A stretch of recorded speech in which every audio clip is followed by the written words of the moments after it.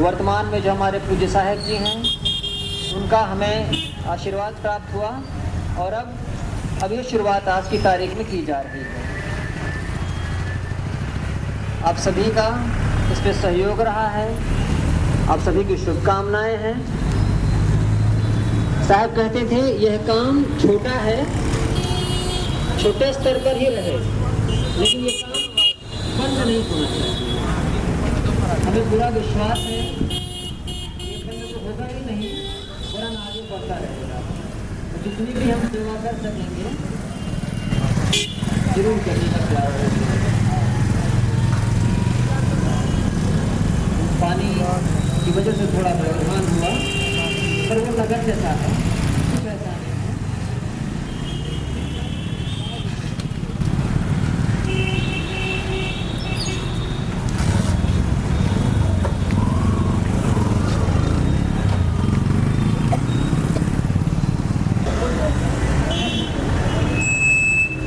आगे मत आइए साहब, पीछे ही जाइए।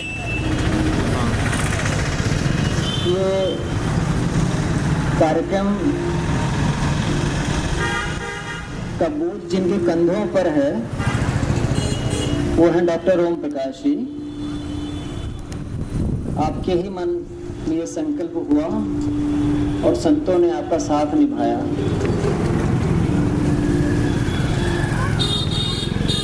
आप हमारे बीच में उपस्थित हैं। इस अवसर पर आप अपनी कुछ बातें हम लोगों के बीच में शेयर करेंगे। डॉक्टर ओम प्रकाश जी साहब बनेंगे। आसन पे विराजमान गुरुदेव जी, अमिताभ साहब जी और सब साथीगण। थोड़ा कम करो अनिल। आज का दिन काफी शुभ दिन है। मैं करीब 2004 में मैं यहाँ पे सेंट्रल गवर्नमेंट में पोस्टेड हूँ और 2002 में यहाँ पे आया था। तो पहले सत्संग भक्ति का पहले से ही था, रुझान था। तो 2004 में मेडिकल कॉलेज के चौराहे पे मैंने वार्षिक अधिवेशन का एक यहाँ का पोस्टर देखा। तो फिर आके गुरुजी के संसर्ग में आया। फिर धीरे धीरे गुरुजी के संसर्ग में आता गया।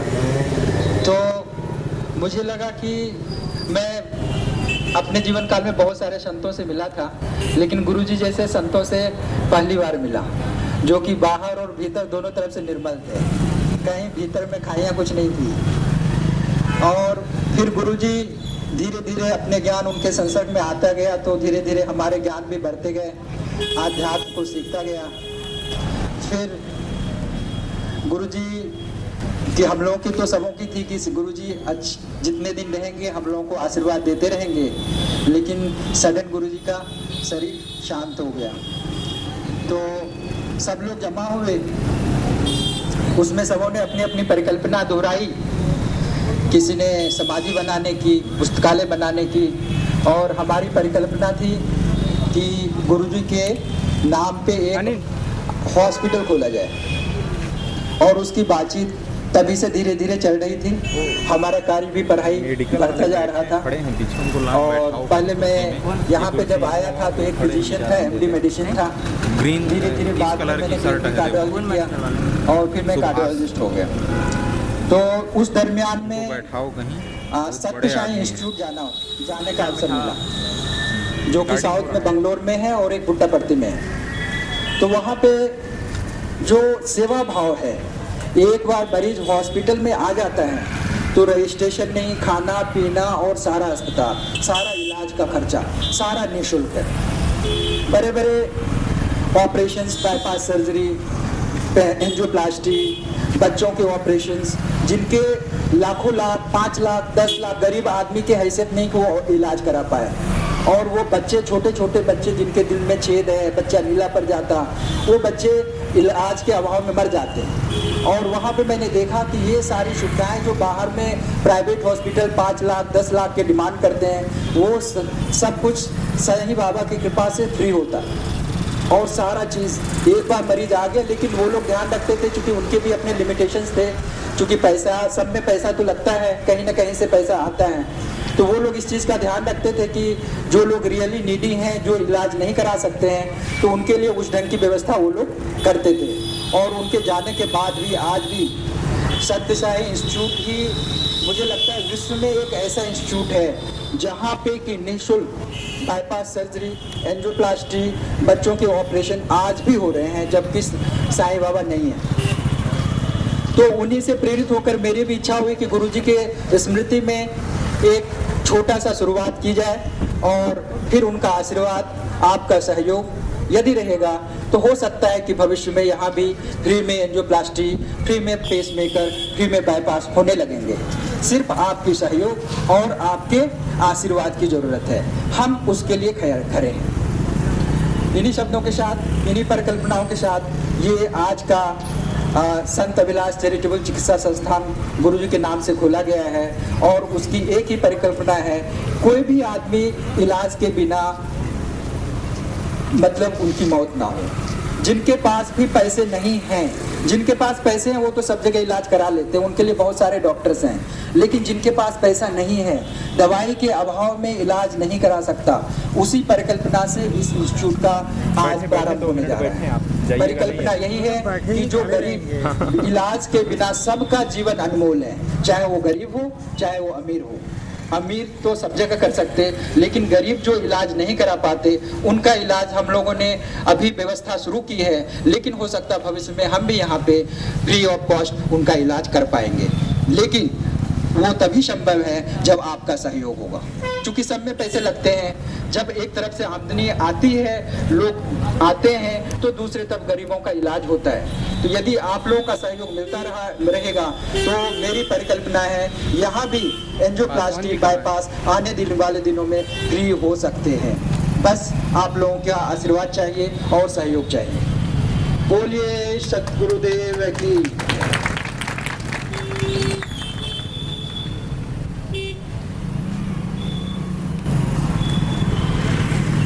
धन्यवाद डॉक्टर ओपी शर्मा। हमारे बीच में श्रद्धेय संत श्री अमिताभ जी उपस्थित हैं। इस शुभ अवसर पर आप अपने आशीर्वचनों से हम लोगों को उत्साहित करें। माइक लगाओ अनिल। अमिताभ साहब। श्री राधा रमणो विजयते, जय गौर। संत अभिलाष जी की परंपरा की निरंतरता को जीवंतता में बनाए रखने वाले वर्तमान अध्येता, वर्तमान साहब और आप सभी लोग जिनके भीतर कहीं न कहीं सद्वृत्तियां बीज रूप में विद्यमान हैं। मैं बीज की बात इसलिए करता हूं क्योंकि सारे प्रयास बीज वपन के ही करने चाहिए, क्योंकि छोटे से ही एक बीज से विराट वट वृक्ष उत्पन्न होता है। वृक्ष से आप किसी प्रकार की वैसी अपेक्षा नहीं कर सकते जितनी कि आप एक बीज से कर सकते हैं। भविष्य में जब उसका पोषण होगा, उसको कायदे से सिंचित किया जाएगा, तब उसमें से एक पेड़ निकलेगा। तो आज एक बड़ा सुंदर अवसर है। कबीरदास जी की आज 620वीं संवत्सर जयंती है। देखो, इस संसार में, इस ब्रह्मांड में सब कुछ पूर्व से ही व्याप्त है। आवश्यकता होती है अपनी चेतना के माध्यम से उसके पुनर्अनुसंधान की और उसको पुनर्नियोजित करके लोगों के हित में उसका विनियोग करने। तो वो समय बड़ा विचित्र था। शास्त्रीय मान्यताएं बड़ी जटिल हो रही थी, उनके क्रियान्वयन में बड़ी समस्या थी।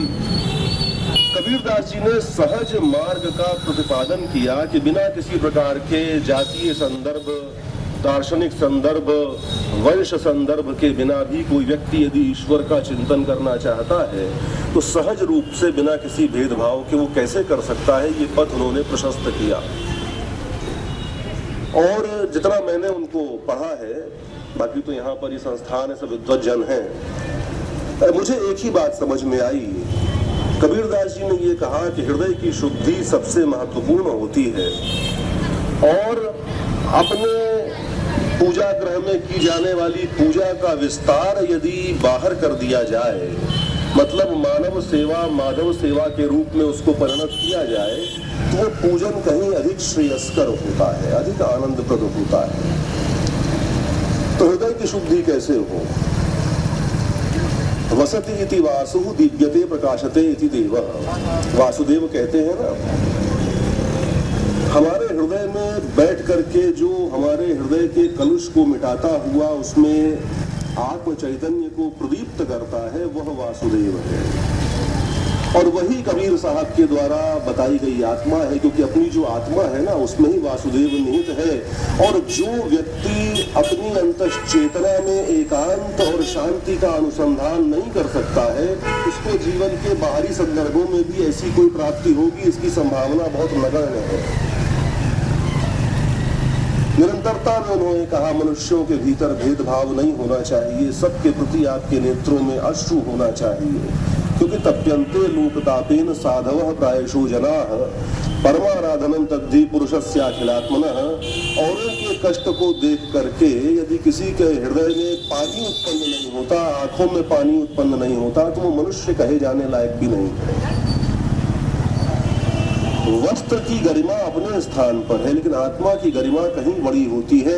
अगर आपके चित्त में किसी के क्लेश को देख करके, किसी के कष्ट को देखकर उसको दूर करने की तड़प उत्पन्न होती है, तो आप ये समझ लो कि हमारे अपने सिद्धांत से आप ईश्वर के समीप हो और बाबा कबीर के सिद्धांत से आप अपनी आत्मा के करीब हो। रास्ते अलग हो सकते हैं, उन रास्तों पर चलने के लिए प्रयोग किए जाने वाले वाहन अलग हो सकते हैं, लेकिन गंतव्य तो एक ही है कि अपनी आत्मा की शुद्धि हो, और उस शुद्धि के माध्यम से हम सब के ऊपर अपनी और अपने साधनों की कृपा परिवर्षित कर पाए। किसी की आंख में अगर आपकी वजह से 2 मिनट प्रसन्नता उत्पन्न हो जाए, आशा की किरण प्रदीप्त हो जाए, उससे बड़ी बात क्या हो सकती है।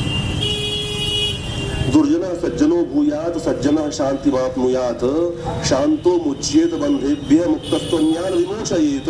भागवत भी यही कहती है, जो दुर्जन है सज्जन हो जाए, जो सज्जन है वो शांत हो जाए, और जो शांत है वो कहीं चले न जाए, वो औरों की मुक्ति का प्रयास प्रारंभ करें।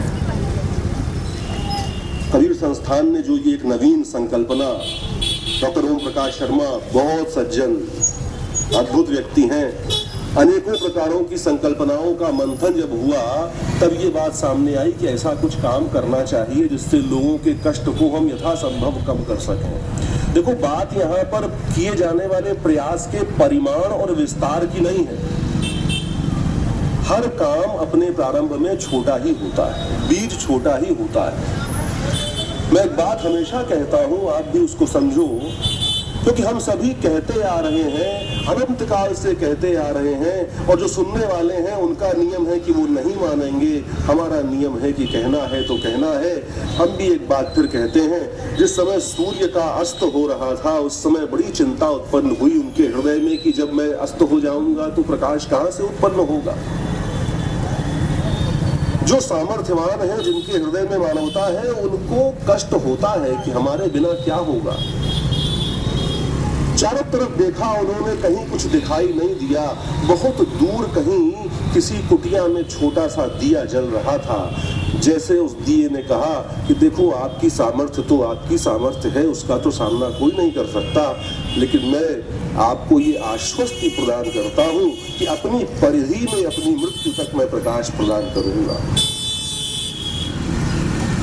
हम सबका भी यही संकल्प होना चाहिए। कार्य कितना बड़ा है ये तर्क का विषय नहीं है। वस्तुतः कार्य जो किया जा रहा है उसके पीछे का जो उद्देश्य है वो कितना बड़ा है।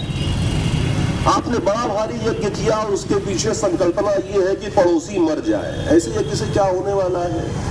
और आपने एक गर्भिणी गाय को 200 ग्राम घास खरीद करके खिला दी इस संकल्पना के साथ कि हम तो यही कर सकते थे, हमारी सामर्थ्य और कुछ करने की नहीं थी, तो वो 200 ग्राम जो घास आपने खिलाई है ना, वो अनंत पुण्य प्रदान करने वाली होती है। तो आज कबीरदास जी के उस अद्भुत जयंती अवसर पर मानव के प्रति उनके मन में जो सम्मान का भाव था और जिसको प्रतिष्ठित करने के लिए उन्होंने नाना प्रकार की कुरीतियों पर कुठाराघात किया, आज उसी के प्रति सम्मान का प्रदर्शन करते हुए इस चिकित्सा संस्थान का शुभारंभ हो रहा है।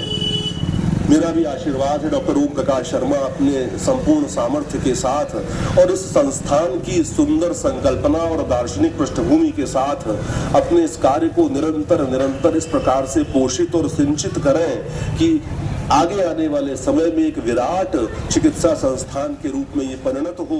और ऐसे असंख्य लोग हैं जिनको अपना घर बेचना पड़ता है, अपनी पत्नी के जेवर बेचने पड़ते हैं, बहुतों को तो अपने बच्चे बेचने पड़ते हैं इलाज के लिए। मैंने देखा है, गंगा जी पर रहता हूं मैं, शर्मा जी भी वहां पर आते हैं, चिकित्सा शिविर लगते हैं। ऐसे बहुत से लोग हैं जो 2 रुपए की गोली खरीदने की हैसियत नहीं रखते। बड़े बड़े होटलों में बैठ करके और मिनरल वाटर की बोतल सामने रख करके हाउ टू इरेडिकेट पॉवर्टी के ऊपर जो डिस्कशंस होते हैं ना, वो केवल ऑर्नामेंटल है, उससे अधिक और कोई उपयोग नहीं है। तो ये संस्थान इतनी सामर्थ्य प्राप्त करे कि जिनको कष्ट है उनके कष्ट का निवारण मात्र इस एक छत के नीचे हो जाए। मेरा यही आशीर्वाद है, मेरी यही शुभेच्छा है और आप सभी से ये अपेक्षा है कि एक एक बूंद जल की जब पड़ती है घड़े में तो घड़ा भर जाता है। देने वाले अनंत होते हैं। अगर आप सब अपना अपना सहयोग प्रदान करोगे तो इस संकल्पना को मूर्त रूप लेने में, इसके परिपक्व होने में किसी प्रकार का कोई संशय नहीं है। इसी के साथ मैं अपनी वाणी को विराम देता हूँ। श्री राधा रमणो विजय के जय जय।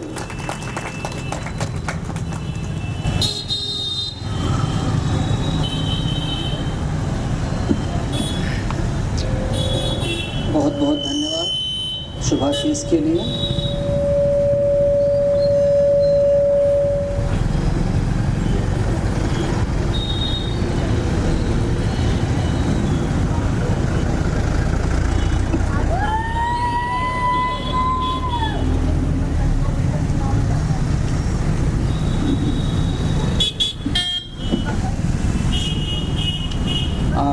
बहुत हर्ष के साथ आप लोगों को मैं बताना चाह रहा हूँ कि इस परिकल्पना के सहयोग के लिए बहुत लोग आज ही खड़े हो गए हैं। उनमें कुछ नाम ऐसे हैं, साहब श्री डी पासवान साहब लखनऊ के हैं जिन्होंने इस मद में 1 लाख रुपए दान दिया है।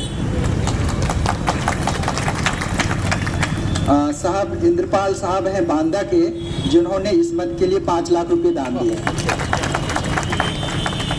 साहब शत्रुघ्न वर्मा जी हैं सुल्तानपुर के उन्होंने 5100 रुपये दान दिए हैं। आर के कटारिया साहब प्रीतम नगर के हैं जिन्होंने 11,000 रुपये दान दिए हैं। रामजी भाई अहमदाबाद के हैं जिन्होंने 25,000 रुपये दान दिए हैं। संत दिनेंद्र साहब जो यहीं के हैं उन्होंने 10,000 रुपये इन काम के लिए दिए। संत गुरुवेंद्र साहब जो हमारे सचिव भी हैं जिन्होंने 10,000 रुपये दान दिए हैं। और सतीश दास जी मेजा रोड के जिन्होंने 1100 रुपये दान दिए हैं। तो इस ढंग से आपके हाथ यदि हमारे सहयोग के लिए उठते रहेंगे तो मुझे विश्वास है कि आने वाले दिन में यहाँ पर हमारी एंजियोप्लास्टी, पेसमेकर, बाईपास की सुविधा हम भी फ्री में आपको उपलब्ध करवा के रखेंगे।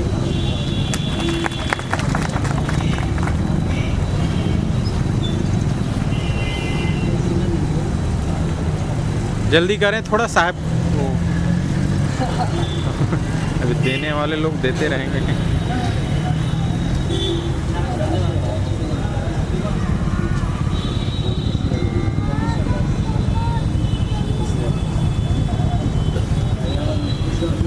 और अभी और खुशी की बात है, सुगम दास साहब हैं हमारे आश्रम के ही हैं और उन्होंने इस कार्य के लिए जब इनको मालूम हुआ तो इन्होंने हमें फ़ोन किया कि आप गुरुजी के संकल्प में एक हॉस्पिटल की निर्माण करने जा रहे हैं, तो इसमें मेरा क्या सहयोग होगा। हमने कहा साहब आपका ही है, तो इसमें सहयोग की क्या बात है। तो फिर उन्होंने बोला कि क्या क्या सामान की आवश्यकता है, तो मैंने बताया कि टोटल 15 लाख रुपये शुरुआत में लगेंगे। तो उन्होंने बोला ठीक है, मेरे तरफ से सारा कुछ हो जाएगा। तो अभी उन्होंने जो है मूर्त रूप में 5,55,000 रुपये अभी इन्होंने दे दिए हैं। और इतनी बड़ी अब परिकल्पना और इतना बड़ा दिल देखने को नहीं मिलता, संतों के दिल इस ढंग के देखने के मिलते हैं। और रामेश्वर साहब यहीं के हैं जिन्होंने 10,000 रुपये इस कार्य के लिए सहयोग दिया है।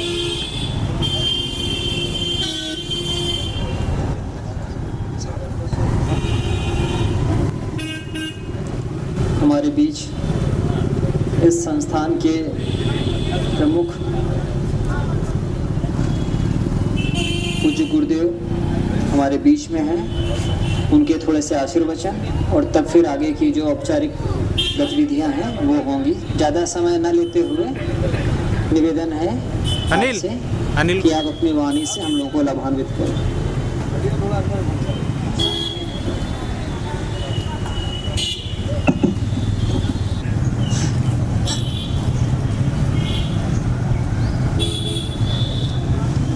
सम्माननीय संतप्रिय अमिताभ जी,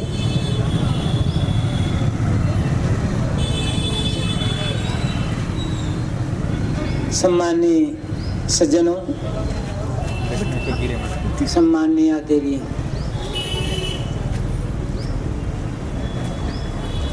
सदगुरु कबीर की एक साखी है, जो तू आया जगत में तो ऐसा करिंदे, कर साहिब की बंदगी भूखे को कुछ दे। बंदगी तो अपने अपने ढंग से सभी लोग कर रहे हैं। वास्तविक बंदगी यह है कि हम यदि किसी प्रकार किसी के आंसू को पहुंच सके,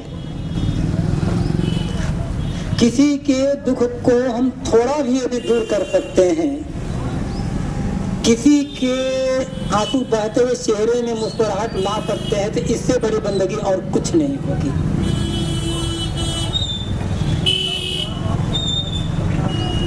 और ये तब होगा जब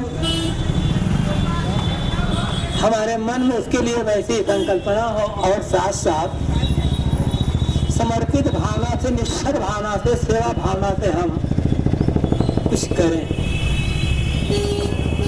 कबीर साहब ने जो कहा है, ढाई आखर प्रेम का, जो प्रेम का ढाई आखर पड़ता है, जिसके जीवन में प्रेम आश्रित हो जाता है, वही सही अर्थों में पंडित होता है।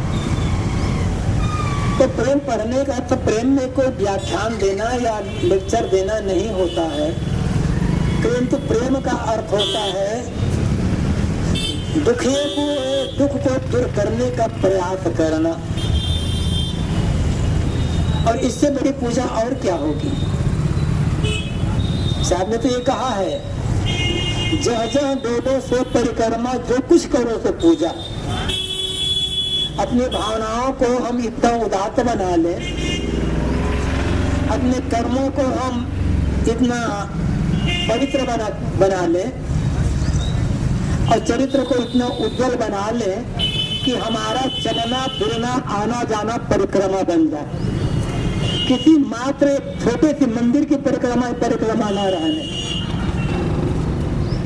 चलना फिरना सब कुछ परिक्रमा हो जाए। और जो कुछ करो तो पूजा, हमारे जीवन की यावत क्रियाएं पूजा बन जाए, तब वो पूजा जीवन में उतरेगी। उसी पूजा को एक मूर्त रूप देने के लिए एक छोटी सी शुरुआत हमारे डॉक्टर ओम प्रकाश जी की भावना के अनुरूप यहाँ आज की जा रही है। जैसे सम्माननीय संत अमिताभ जी ने कहा, एक बीज वपन का काम, एक बीज वपन का काम यहाँ आज हम कर रहे हैं। कितना वो फूलेगा फलेगा आगे हम ये नहीं कह सकते हैं, लेकिन यदि हमारी भावना शुद्ध रहेगी और निस्वार्थ भाव से हम काम को आगे गति दे सकेंगे, तो निश्चित है कि आप सबके सहयोग और आशीर्वाद से ये वृक्ष इतना बड़ा हो सकेगा कि हजारों लोगों को एक छावनी छाया दे सके। और यदि ऐसा हम कर सकते हैं, हजारों की तो इसकी छाया मिल सकती है, छाया में आकर के लोगों को कुछ सुकून मिल सकता है, तो हमारा ये बीज वपन करना सार्थक हो जाएगा। और हम ये भी कह सकते हैं कि हमारे परम सदगुरु कबीर साहब के प्रति है, हमारे गुरुदेव के प्रति एक श्रद्धांजलि है। प्रयास हमारा है, सहयोग आप सबका है, आशीर्वाद आपका है, और निश्चित रूप से आपका आशीर्वाद, आप सबका आशीर्वाद हमें मिलता रहेगा और हम आपकी संभव सेवा का काम आगे करते रहेंगे।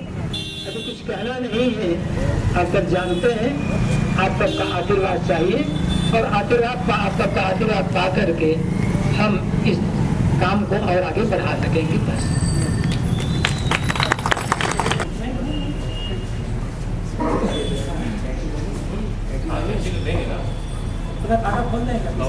फटक खोल उसको, वो फटक खोल कैसे उधर सुधर सुधर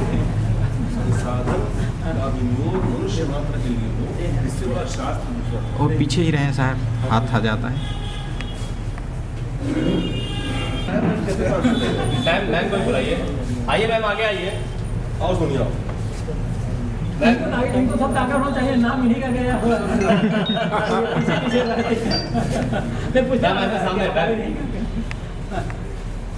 लाइट मार के खींचवाने। ठीक है, शुरू। कैंची किसके पास? कैंची उधर दीजिए भाई। थोड़ा और पीछे आए सर। संस्थान की मुखिया यही है ना, लीजिए आपके काका जी। आइए चलिए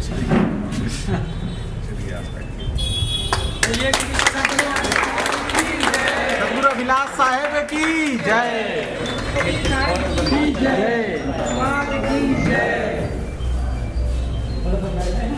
बैठे बैठे साहब, आ जाए। बैठे बैठे आप बैठे, आप लोग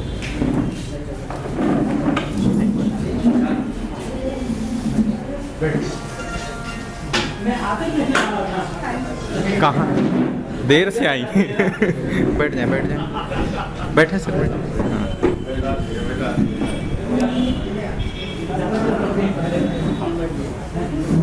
बैठ जाइए, आप ऐसे बैठ जाइए, आप ऐसे बैठ जाइए बाबू।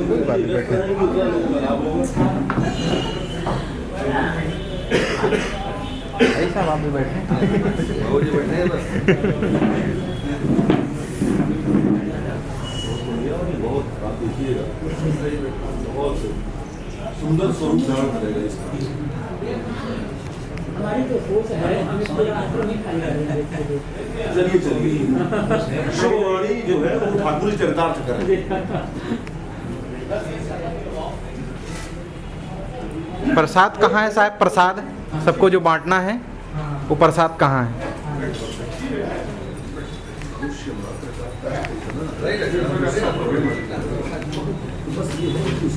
इधर लाए, साहब जी देंगे पहले, डॉक्टर साहब दोनों जन को और सबको, फिर बाहर बांटेंगे। हाँ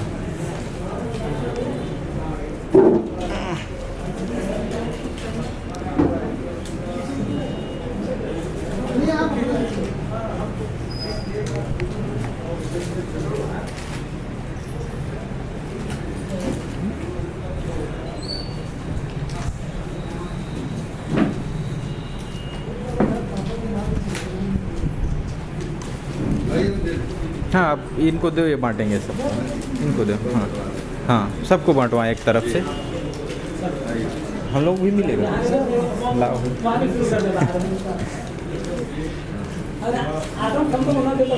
अभी बाहर लोगों को दे तो पहले, फिर अरे देने दे साहब, सबको दे।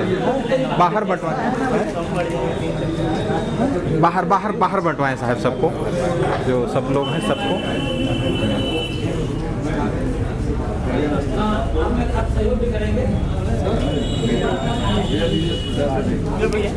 सबको बांटो, एक तरफ से बाहर आ जाओ, बाहर बहुत लोग हैं रोड पर। और प्रसाद कहाँ है सर? बच रहा है, हाँ ले जा रहे हैं, सही ले जा रहे हैं। शरबत की व्यवस्था में, शरबत कहाँ है? ए साहब यहाँ कौन? हाँ शरबत लाओ, इधर सब बाहर लाओ, पहले जो बैठे हैं उन लोगों को, जो बैठे हैं उन लोगों को पहले दो, सबको एक तरफ से दो। आगे बढ़ो, आगे बढ़ो। हाँ शरबत बताइए ना, कोई लाने वाले नहीं, कोई बताने वाले नहीं है। यहीं पर अंदर की जगह